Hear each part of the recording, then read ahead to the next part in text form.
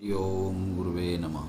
ध्यान मूलम गुरु मूर्ति पूजा मूलम गुरु पद मंत्र मूलम गुरु वाक्य मोक्ष मूलम गुरु कृपा गुरु ब्रह्मा गुरु विष्णु गुरुदेव महेश्वरा गुरु साक्षात पर ब्रह्मा तस्मै श्री गुरुदेवाय नमः। माँ कामरूप कामाख्या की कृपा से, माँ काली की कृपा से, श्री महाकाल की कृपा से आप जहाँ भी हो अच्छे और स्वस्थ होंगे। आपकी सभी की जायज़ मनोकामना महाकाल पूरा करें। आपकी झोली में वो सभी खुशियाँ आए जिसके आप हकदार हो। आज का जो विषय है वो है दिक्पाल या दिक्पाल साधना। अलग अलग प्रांतों में किसी में दिक्पाल बोला जाता है और कहीं दिक्पाल बोला जाता है। इस साधना का विषय है आज का। और आपने देखा होगा कि जब भी घर में कोई शुभ कार्य या किसी फैक्ट्री में, ऑफिस में कोई शुभ कार्य होता है तो जो हमारे पंडित जी होते हैं वो दिशा पूजन करते हैं। दिशा पूजन या दिशा कीलन कह सकते हैं, करते हैं। उस दिशा से हमारी सुरक्षा की कामना करते हैं और सुरक्षा प्रदान भी होती है। और जो भी उस दिशा के देव हैं उनसे वो प्रार्थना करते हैं कि हमारी जो पूजा है ये सही तरीके से संपन्न हो, और वो दिशा के देव वैसा ही सुरक्षा प्रदान करते हैं जैसी कि पंडित जी कामना करते हैं या उसके घर वाले कामना करते हैं। क्या इससे वशीकरण का कोई संबंध है या होता है? तो हाँ, इससे होता है। दिशा को कीलित करना, सुरक्षा की कामना करना, उस दिशा के देव की पूजा करना ही दिक्पाल साधना होती है। ये भी आप जान लीजिए। दिक्पाल का मतलब दिशा का रक्षक होता है। पास बैठे इंसान के ऊपर अगर आप वशीकरण का क्रिया करते हो तो आपके लिए आसान होता है। और अगर आप हजारों किलोमीटर किसी के ऊपर से ये प्रयोग करते हो तो आपको दिक्पाल साधना की ज़रूरत होगी, क्योंकि ये साधना करने पर उस दिशा के रक्षक देवता उस दूरी को कम कर देते हैं, जिससे आप द्वारा किया गया प्रयोग 100% सफल होता है। बिना दिशा को बांधे कोई भी तंत्र प्रयोग, कोई भी सिद्धि, कोई भी पूजा सफल नहीं होती। और तामसिक और सात्विक दोनों क्रियाओं में दिशा का बंधन सबसे पहले काम है। कोई भी साधक जिससे आपकी और आपके कुनबे की रक्षा हो। ज़्यादातर नौसिखिए जो साधक साधना करते हैं बिना इसको बांधे जब तामसिक साधना शुरू कर देते हैं तो नतीजा खुद का या परिवार का विनाश हो जाता है।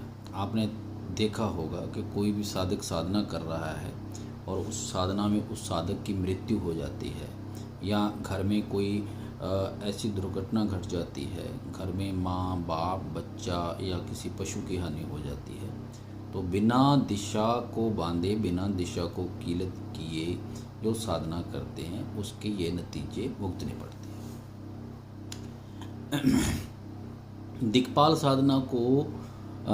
साधना में आपने अपने हाथ की उंगली और हाथ की मुद्राओं पर नियंत्रण करना सीखना होता है। हिंदुस्तान में कई गांवों में आज भी दिक्पाल साधना की जाती है। जिस दिशा में गांव होता है उसी दिशा के रक्षक देवता की पूजा की जाती है। और जो रक्षक देवता की पूजा की जाती है जिससे वो देवता उस गांव की आसमानी और ज़मीनी बलाओं से रक्षा करती है। कई साधक इस गुमान पर बैठ जाते हैं कि हमारे पास हमारे गुरु का द्वारा साबर मंत्र है, इससे ये हो जाता है, इससे वो हो जाता। लेकिन जब कभी भी किसी साधक के साथ कोई दुर्घटना घटती है तो फिर वो इसको बताने के लायक ही नहीं बचता कि मेरे साथ हुआ क्या है और बैठे बैठे ये हो क्या गया है। ये इसी का नतीजा होता है जब कभी भी आप दिशा को नहीं बांधते। वैसे तो चारों दिशाएं उत्तर दक्षिण पूर्व पश्चिम दिशा मानी गई है, लेकिन तंत्र की भाषा में दिशाएं 10 होती है और 10 दिशाओं को बांधना जरूरी होता है। आदि श्री गणेश जी वैसे तो 10 दिशाओं के स्वामी हैं, लेकिन 10 दिशाओं के अलग अलग देवता भी हैं। इस साधना को जन कल्याण के लिए करना चाहिए। ये क्रिया में जिस गांव या घर को बांधने का आप काम करते हो उसका 6वां हिस्सा 10 दिशाओं के देवता को अर्पण करना बहुत ही जरूरी होता है। अगर कोई साधक दिशाओं के देवताओं को उनका हिस्सा नहीं देता तो आकाश में विचरण करने वाली जो जोगनियाँ होती हैं उस साधक के प्राण हर लेती हैं, मार देती हैं उसको।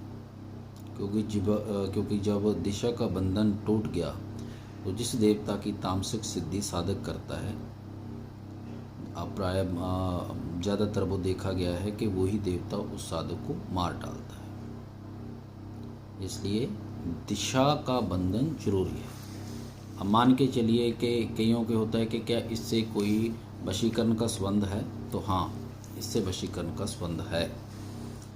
वशीकरण ज़्यादातर हम तंत्र का कोई भी प्रयोग है हम दिशा से ही करते हैं।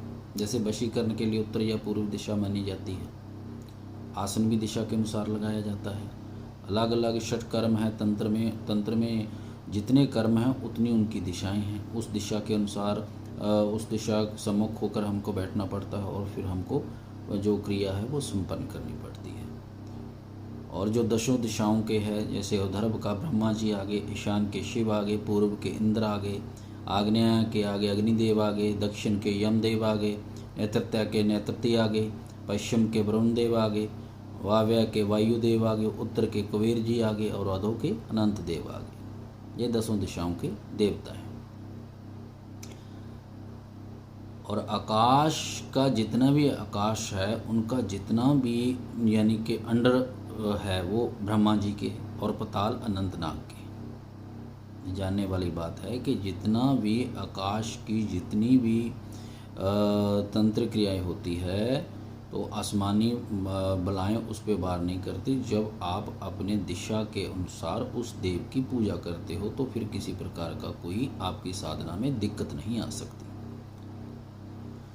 दिक्पाल साधना करने से हमें दूर आकर्षण की शक्ति प्राप्त होती है। मान के चलिए जो आदमी आपके पास बैठा है उसके ऊपर आप वशीकरण चला देते हो तो आपका चल जाता है, लेकिन जो हज़ारों किलोमीटर के ऊपर बैठा है, हमने पहले भी अभी बात की है, तो उसके ऊपर कैसे करोगे? तो जो दिक्पाल साधना है इसका संबंध ही दिशा से, और दिक्पाल का मतलब ही 10 दिशाओं को बांध कर दूरी कम करना ही दिक्पाल साधना है। वशीकरण के लिए जिस दिशा का चुनाव करते हैं उसी के अनुसार दिक्पाल साधना की जाती है। दिशा के अनुसार साधना करने से हमें उस दिशा से सुरक्षा प्रदान होती है।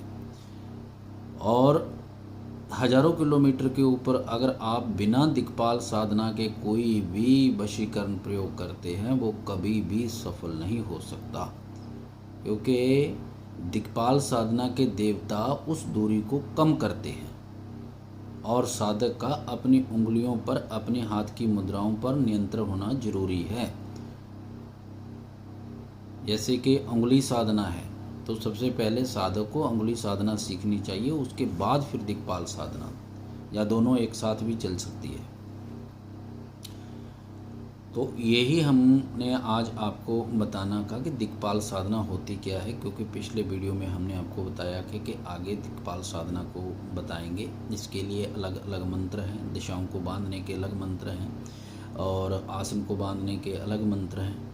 तो उसके अनुसार अगर आप अपनी साधना करेंगे तो आप 100% किसी भी प्रकार का कोई भी कभी भी किसी साधक की हानि नहीं हो सकती।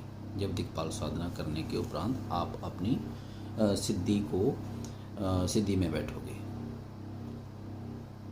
क्योंकि हमने देखा है कि कई साधक जो मृत्यु को प्राप्त हो जाते हैं या उनका मानसिक संतुलन बिगड़ जाता है, तो या तो वो उस दिशा में उस चीज़ को देख लेते हैं या फिर जो जिस तामसिक सिद्धि में वो बैठे हैं वो तामसिक देव उसका मानसिक संतुलन हिला देते हैं। लेकिन अगर दिक्पाल साधना की जाए और अपना जो खुद को कीलत करके आदमी बैठता है तो फिर उसमें किसी प्रकार का हानि होने की संभावना नहीं होती, वो फिर सिद्धि 100% सफल होती है। इसलिए आशा करते हैं कि आप दिक्पाल साधना के जो आदि ग्रंथ श्री गणेश जी महाराज हैं उनके मंत्र हैं, और गुरु गोरखनाथ जी द्वारा प्रदान जो साबर मंत्र हैं उनमें भी कई साबर मंत्र हैं। साबर मंत्र सब पहले साबर यंत्र की सिद्धि कीजिए, साबर यंत्र के बाद फिर आप साबर मंत्र की सिद्धि करोगे तो साबर मंत्र में ज़्यादा झंझट नहीं होता, जी जल्दी ही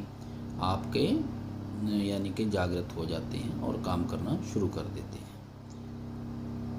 आशा करते हैं वीडियो अच्छा लगेगा, और अच्छा लगे तो सब्सक्राइब कीजिए और ज़्यादा से ज़्यादा शेयर कीजिएगा ताकि हम आगे आपको अच्छी से अच्छी वीडियो आपके लिए ला सकें, क्योंकि हमको खुशी होती है कि तंत्र के जानकार और तंत्र को चाहने वाले अभी हिंदुस्तान में जो नई यंग जनरेशन है वो इसमें रुचि ले रही है, और होनी भी चाहिए, क्योंकि ये एक हमारी ये सभ्यता का अंग है। तंत्र भगवान से शॉर्टकट मिलने का रास्ता है तंत्र, और आप इस तंत्र के क्षेत्र में स्टेप बाय स्टेप उतरोगे तो फिर किसी प्रकार का कोई दिक्कत नहीं। तंत्र जैसी सौम्य चीज़, तांत्रिक का जो हमारे नौसिखिए तांत्रिकों ने रूप बिगाड़ा है, एक राक्षस के माफिक तंत्र को पेश किया है समाज के आगे, तभी समाज के लोग तांत्रिक से डरते हैं। तांत्रिक से डरने की ज़रूरत नहीं होती, वो भी एक इंसान होता है, और हमारे तांत्रिकों को भी चाहिए कि वो भी किसी प्रकार का, जो अच्छे तांत्रिक हैं वो तो जानते हैं, लेकिन जो नया नया सीखते हैं और आम लोगों को, आम जनता को डराते हैं, को डराएं नहीं, क्योंकि तंत्र श्री मेरे महाकाल का द्वारा प्रदान की हुई चीज़ है। तो ये जो महाकाल द्वारा प्रदान की गई चीज़ होगी वो कभी डरावनी नहीं हो सकती। जय माता की, जय माँ कामरूप कामाख्या, जय भोलेनाथ, जय श्री महाकाल, जय गुरुदेव।